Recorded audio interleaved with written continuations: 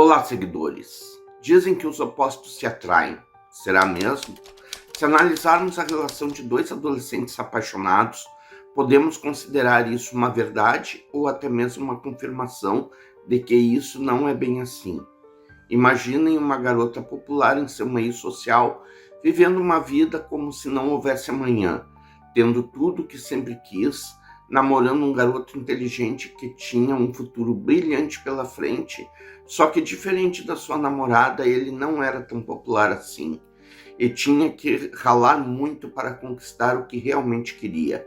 Era uma história que tinha tudo para ter um final feliz, mas não teve, porque num carro desgovernado com 3 ocupantes, 2 perderam a vida, e a única sobrevivente e causadora dessa tragédia foi Mackenzie Shirilla.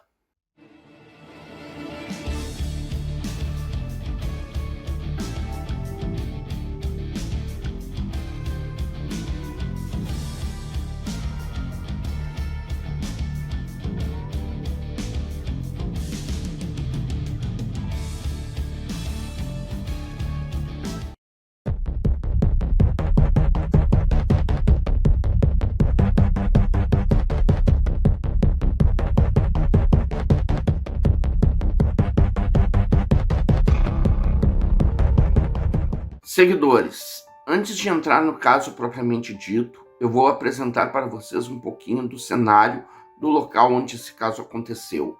Eu estou falando da cidade de Strongsville, em Ohio. De acordo com o censo de 2020, trata-se de uma cidade com um pouco mais de 46 mil habitantes e é um subúrbio de Cleveland, com um baixíssimo nível de pobreza, onde apenas 1,6% recebe um valor inferior ao salário mínimo no estado de Ohio. E aqui vai um adendo, seguidores. Nos Estados Unidos não é como aqui no Brasil. Aqui o salário mínimo vale para o país inteiro. Lá varia de estado para estado.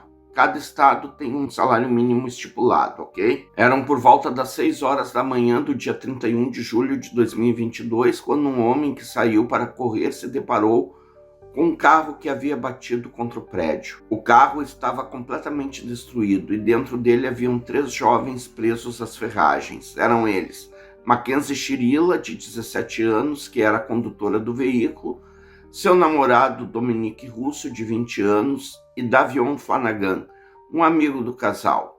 O homem que os encontrou naquela situação chamou ajuda médica, e quando essa ajuda chegou, Dominic e Davion foram declarados mortos no local, e Mackenzie foi levada ao hospital em estado crítico. O acidente virou notícia e a comunidade local ficou abalada com o caso.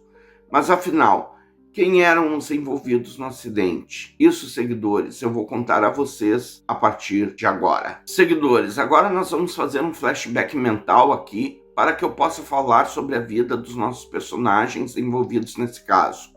E eu vou começar com a Mackenzie. Mackenzie Shirilla nasceu no dia 2 de agosto de 2004 e era filha do casal John e Natalie Shirilla. E para completar a família, ela tinha uma irmã mais velha chamada Danielle. Seu pai era designer gráfico e sua mãe dona de casa. E eles levavam uma vida confortável em Strongsville.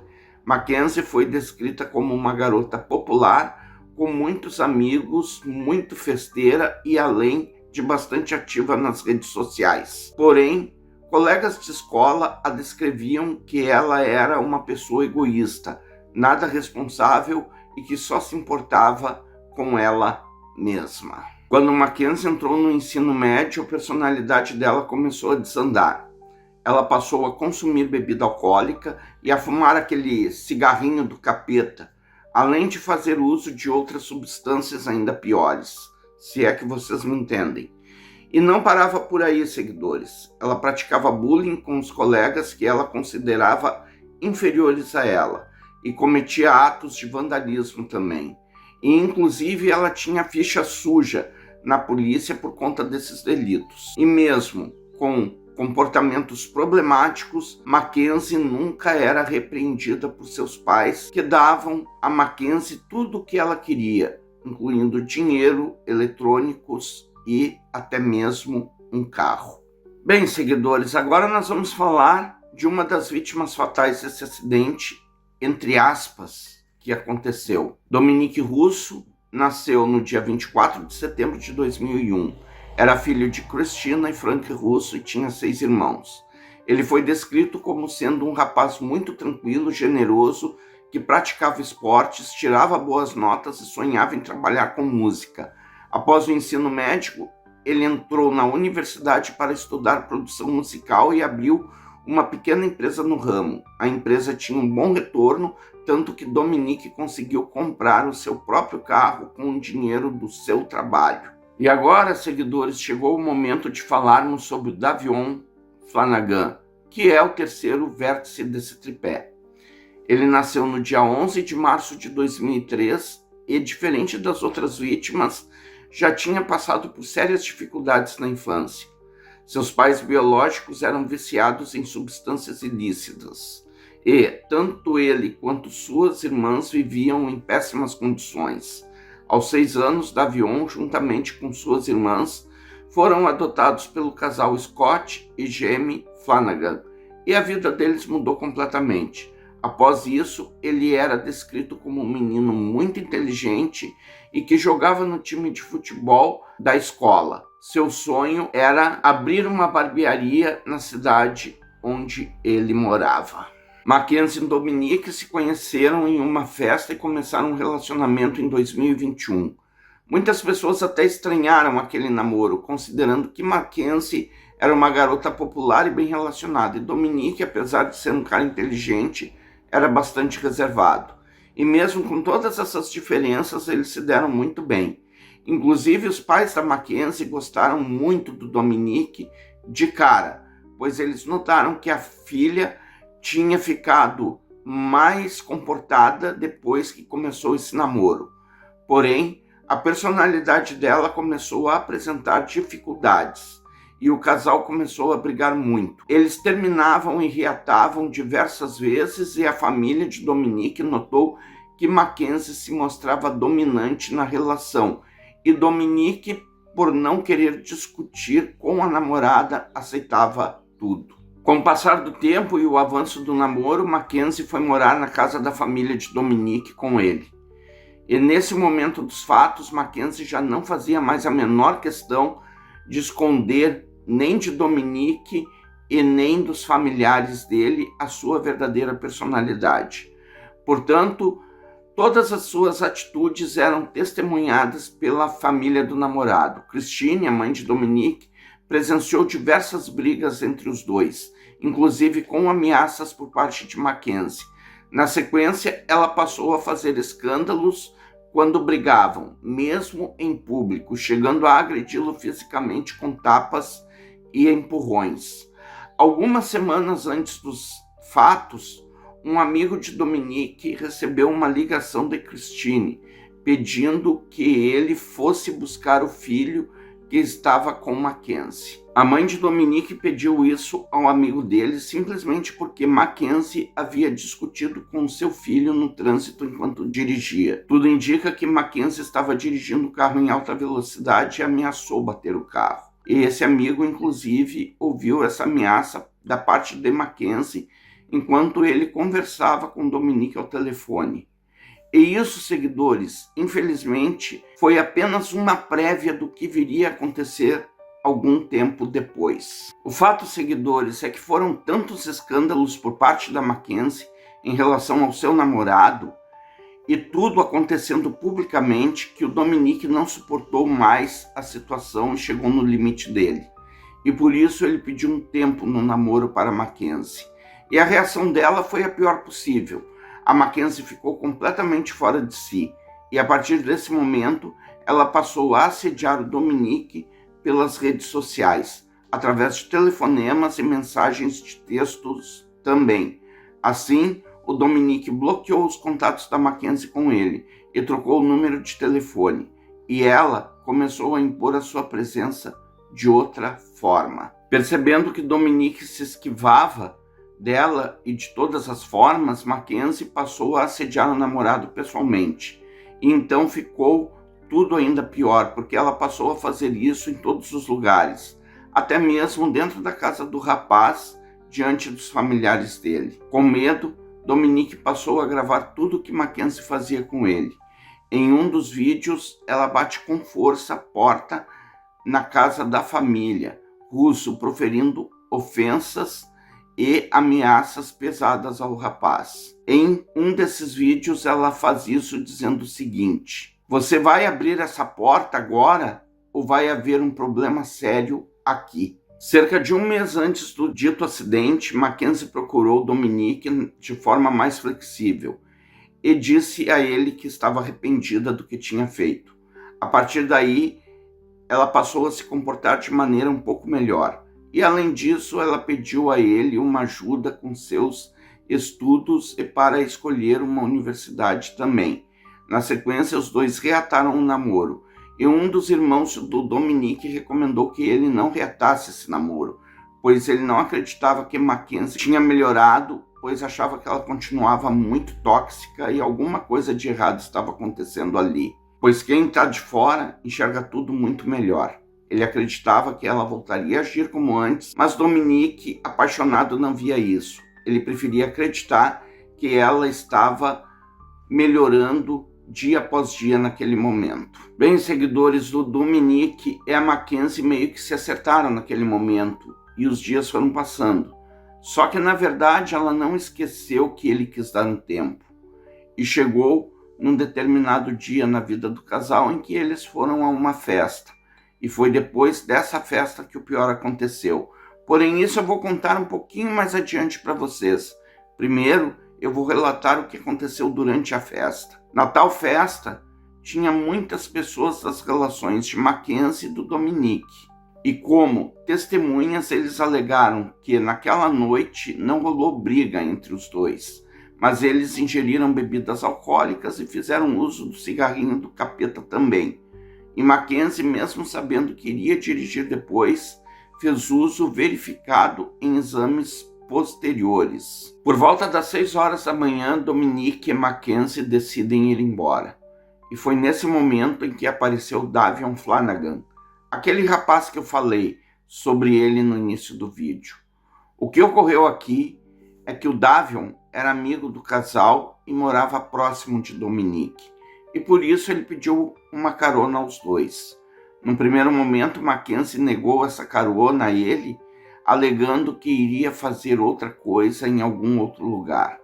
Foi então que Dominique intercedeu pelo amigo, dizendo a Mackenzie que eles deixariam em casa primeiro o Davion e depois sairiam juntos. E Mackenzie acabou concordando em dar a tal carona. E como ocorreu o acidente que vitimou os três, eu vou contar a vocês a partir de agora. Pois bem, acertada a carona, Davion entrou no carro com Dominique, tendo Mackenzie como motorista. E então, os três saíram da festa. Só que, infelizmente, o Davion não chegou em casa. E nem o Dominique deu aquela esticadinha com a Mackenzie depois. Os dois garotos perderam a vida nesse trajeto, em que parte dele foi gravado por câmeras de segurança. E no primeiro vídeo, em que o carro apareceu, a velocidade dele era normal, onde é possível inclusive ver Mackenzie dando sinal de pisca, indicando que vai virar numa esquina. Após fazer isso, Mackenzie entrou justamente na rua em que ocorreu o acidente, e foi a partir daí que Mackenzie pisou fundo no acelerador e o acidente aconteceu. E Dominique, juntamente com Davion, perderam a vida ali mesmo no local. A polícia iniciou uma investigação sobre o caso, mesmo que a primeira impressão tenha sido de acidente. E a primeira pessoa a ser interrogada foi justamente a Mackenzie. Ela alegou que teve um apagão no volante do carro e não se lembrava do que havia acontecido. Porém, seguidores, como já sabemos, a justiça é cega, mas ela enxerga no escuro. Naquele dia, apenas Mackenzie Chirila usava cinto de segurança naquele carro acidentado. E foi assim que o acidente aconteceu. E tudo foi provocado por Mackenzie. Bem, seguidores, agora eu vou falar um pouco a vocês sobre o carro de Mackenzie, ou seja, o veículo que ela conduzia no momento do acidente. Tratava-se de um Toyota Camry e, seguidores, havia um elemento surpresa nesse carro que a Mackenzie jamais poderia imaginar. Algo que direcionava o caso para um crime, não mais para um simples acidente. E eu estou falando de um dispositivo que parecia a caixa preta de um avião que estava acoplado ao carro. É algo que registrava todos os movimentos que o carro fazia o tempo inteiro. E através da perícia ficou constatado que, no momento do acidente, ela dirigia mais de 160 km por hora e que o acelerador estava totalmente pressionado para baixo. Já os freios de pé e de mão nunca foram acionados. A partir daqui, seguidores, indícios contra Mackenzie começaram a aparecer. E o registro mais importante provavelmente foi de que o carro foi virado para a direita perto do acidente, ou seja, o carro foi jogado contra o prédio de propósito. Com isso, as autoridades começaram a buscar mais evidências quanto à localização do celular da Mackenzie. E foi descoberto que, 3 dias antes do fato, ela foi até o local e ficou na região por bastante tempo. E o que a polícia estranhou, seguidores, é que essa região nem ao menos ficava nas imediações da casa da Mackenzie. Era completamente fora do trajeto dela. Muitos registros fizeram com que a polícia suspeitasse cada vez mais de Mackenzie como sendo ela a causadora do acidente em caráter proposital. A polícia recebeu fotos, prints e testemunhos de pessoas próximas às quais declararam que, algum tempo após o acidente, ela estava tendo atitudes inadequadas para alguém que tinha perdido o namorado e o amigo, demonstrando uma completa indiferença e falta de remorso diante do que aconteceu. Ainda no hospital, Mackenzie e sua mãe conversaram espontaneamente com uma agência de Los Angeles para que Mackenzie iniciasse um curso de modelo, e após ela receber alta do hospital, ela também voltou a dirigir, frequentar festas e consumir bebidas alcoólicas. Numa outra etapa da investigação, a polícia começou a examinar fotos que tinha em mãos. Numa delas, Mackenzie estava em um show menos de 3 meses após sair do hospital, ainda de cadeira de rodas. Em outra, o que chamou a atenção da polícia foi a fantasia de Halloween. Mackenzie estava fantasiada de Purp Drink, uma bebida que mistura refrigerante, álcool e xarope para tosse. Ela é potencialmente perigosa porque mistura codeína, que é um analgésico, e prometazina, um antialérgico. Em altas dosagens, os dois causam euforia e é potencializada pelo álcool. Com tudo o que foi interpretado e descoberto pela polícia, Mackenzie foi presa no dia 4 de novembro de 2022 sobre 18 acusações diferentes, incluindo homicídio agravado, agressão, conduta perigosa e posse de substâncias ilícitas, já que foram encontrados cogumelos alucinógenos dentro de seu carro. Além disso, ela também foi acusada de vandalismo e invasão de propriedade, por ter invadido uma igreja no dia 17 de julho de 2022, embora os detalhes desse crime não tenham sido divulgados. Foi estipulada uma fiança de $500 mil para Mackenzie, que não foi paga, e dessa forma ficou mantida sob custódia dentro de uma instituição juvenil. Em março de 2023, começaram as primeiras movimentações do processo. E apesar de Mackenzie ser menor de idade na ocasião do acidente, ela já havia se tornado maior em 2023 e, por isso, seria julgada como adulta. A polícia propôs um acordo para Mackenzie, mas como ela se declarou inocente o tempo todo, não aceitou a tal proposta. Assim sendo, o julgamento teria início em agosto de 2023, sem a presença do júri. De acordo com a tese da promotoria, Mackenzie, com medo de ser abandonada definitivamente pelo Dominique, arquitetou um plano para matar o namorado, fazendo com que tudo parecesse um grave acidente. Ela escolheu um local e foi lá 3 dias antes para estudar mentalmente o que iria fazer. E isso indicava premeditação. Nesse cenário, ela poderia também ter tentado se matar, mas acabou sobrevivendo. O fato de Mackenzie continuar frequentando festas após o acidente também demonstrava falta de remorso pelo que ela tinha feito com o namorado e, logicamente, com um amigo dele também. Christine, a mãe de Dominique, prestou seu depoimento como testemunha de acusação. Ela disse que quando foi ao hospital após saber do acidente, ela foi recepcionada pela mãe de Mackenzie, que teria lhe dito o seguinte: não olhe as redes sociais. Christine não entendeu naquele momento, mas posteriormente descobriu que os colegas das vítimas estavam comentando sobre o quanto Mackenzie era irresponsável, que já esperavam algo daquela magnitude para acontecer e que ela era uma criminosa. O julgamento transcorreu normalmente, até que chegou a hora da defesa falar. A alegação dos advogados de defesa da Mackenzie foi com base na ideia de que, apesar do histórico de violência e ameaça existente entre o casal, tudo não teria passado de um lamentável acidente. Mackenzie teve uma privação de sentidos e isso fez com que ela se desligasse do mundo à sua volta. E assim ela perdeu o controle da direção do carro. O advogado de Mackenzie alegou que a sua cliente foi a única sobrevivente do acidente porque ela usava o cinto de segurança e nem Dominique nem Davion utilizaram. E além disso, foi dito também que Mackenzie não tinha problemas com transtorno mental.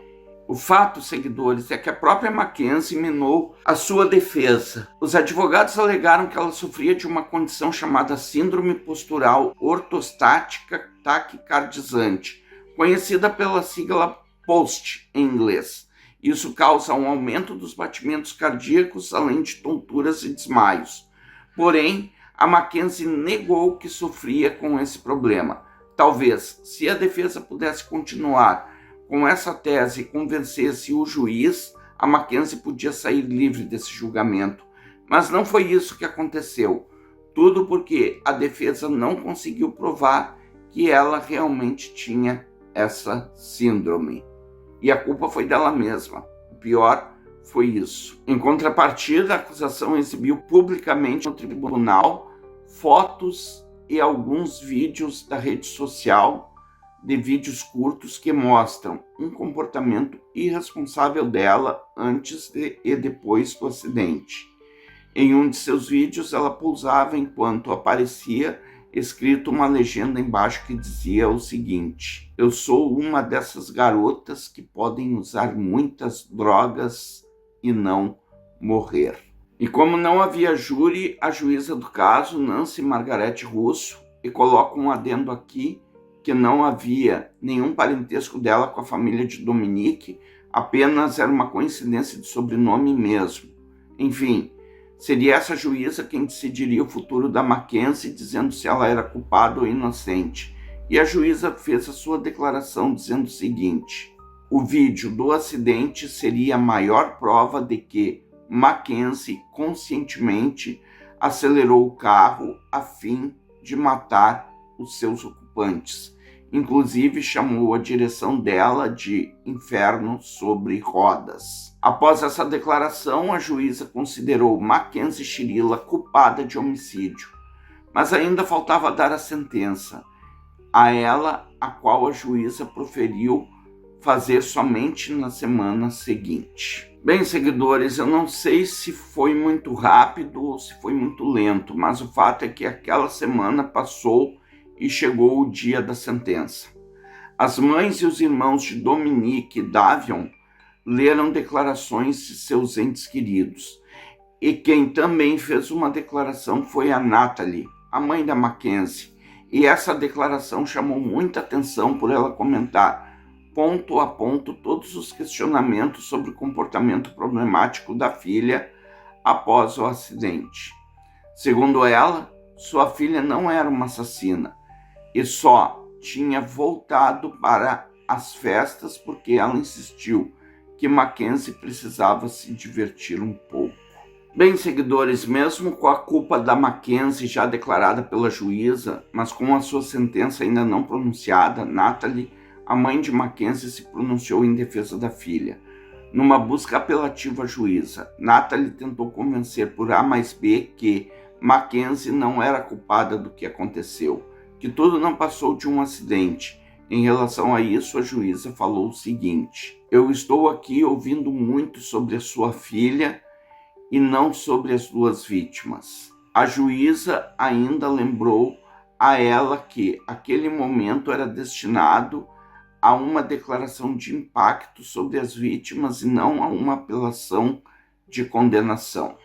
Pois bem, seguidores, no frigir dos ovos, a própria Mackenzie acabou pedindo desculpas, como se desta forma os coitados do Dominique e do Davion fossem se transformar em fênix para ressurgirem das cinzas. Ela ainda disse que amava o seu namorado e seu amigo e, logicamente, agradeceu o apoio recebido pela família. Porém, seguidores, a decisão da juíza já havia sido tomada e o teatro da Mackenzie acabou não dando certo. Acho que alguém esqueceu de avisar a garota que ela estava sentada no banco dos réus e não com os pés em cima de um palco. E assim, a juíza sentenciou Mackenzie Chirila prisão perpétua, elegível para a liberdade condicional após cumprir 11 anos em regime fechado. Apesar das redes sociais de Mackenzie terem sido deletadas, muitas coisas foram pintadas e expostas, principalmente pelas pessoas que conheciam as vítimas. Algo que chamou a atenção foi que a mãe, Natalie, curtia e comentava tudo que ela postava, inclusive quando Mackenzie consumia álcool e substâncias ilícitas. Após o julgamento, o pai de Dominique, Frank, disse que não gostaria de ver Mackenzie passar a vida toda atrás das grades. Um fato triste aconteceu ainda antes do julgamento de Mackenzie. A lápide de Dominique, que estava servindo como uma espécie de memorial, onde as pessoas colocavam flores, cartas e outros objetos, acabou pegando fogo. Não se sabe exatamente o que aconteceu, mas a teoria mais aceita é que foi um acidente com alguma das velas que foram deixadas no local. A irmã de Dominique criou uma vaquinha virtual para juntar dinheiro e restaurar o local atingido. Agora, seguidores, vamos às perguntas de hoje. Número 1. Na opinião de vocês, Mackenzie Chirila provocou ou não o acidente que tirou a vida de Dominique Davion? Número 2. A condenação de Mackenzie Chirila foi justa? Sim, não. Por quê? Respondam. Interajam comigo nos comentários, pois aquilo que for bom para vocês será bom para mim também. A história de hoje foi essa, seguidores. Agora eu vou navegar pela internet em busca de novos casos para trazer ao canal. Se inscrevam se ainda não forem inscritos. Façam seus comentários sempre educadamente para não constrangerem os familiares das vítimas.